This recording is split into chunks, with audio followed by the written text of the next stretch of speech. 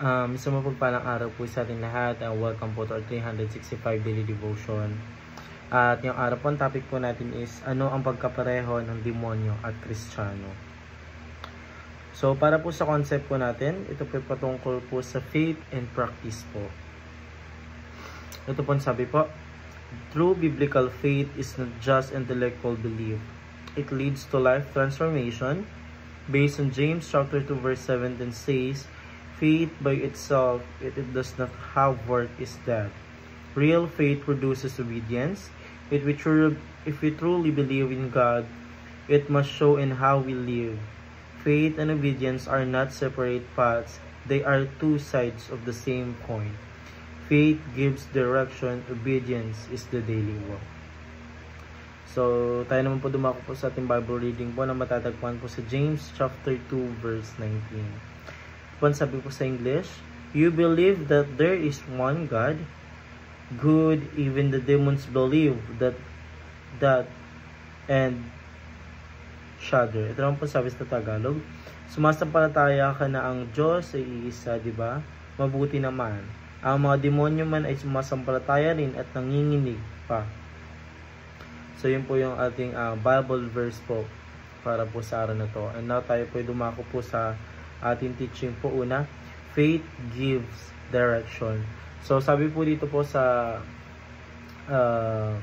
ating topic, no, kung saan po isabi po dito is ang faith daw po is nagbibigay po ng direction po para po sa ating mga nilalang po, para po sa ating mga tao, kasi po ang pananampalataya ay parang mapa sa ating buhay po. Ipinapakita nito kung saan tayo dapat pumunta, kung ano ang tama, mabuti at ayon sa kalooban po ng ating Diyos.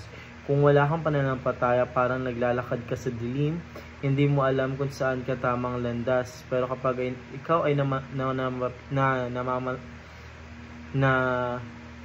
nanampalataya ka, bibigyan ka nito ng layunin at direksyon sa bawat desisyon mo sa buhay. So po yung unang po natin katuruan. Paano katuruan po?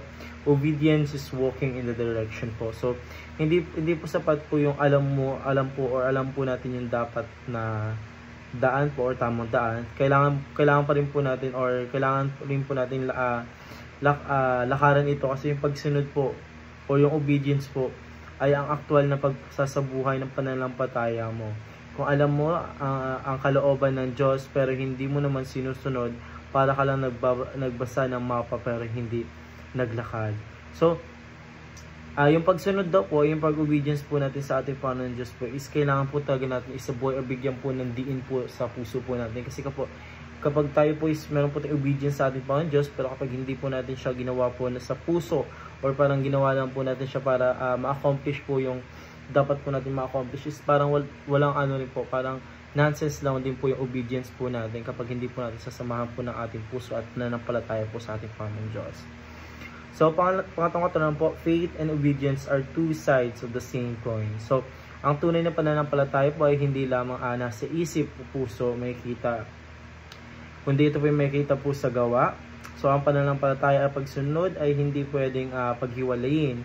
Kung may pananampalataya ka talaga, ay kapag may pananampalataya sa ating Panginoon Diyos, natural lamang po na sumunod din po tayo sa ating Panginoon Diyos.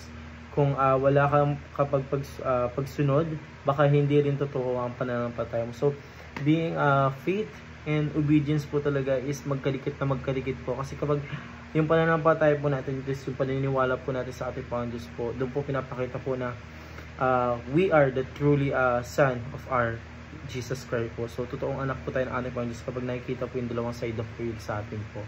If we have faith and obedience. So, yun lamang po para sa araw nito. Maraming salamat po sa pakikinig and see you ulit bukas para po sa ating daily devotion.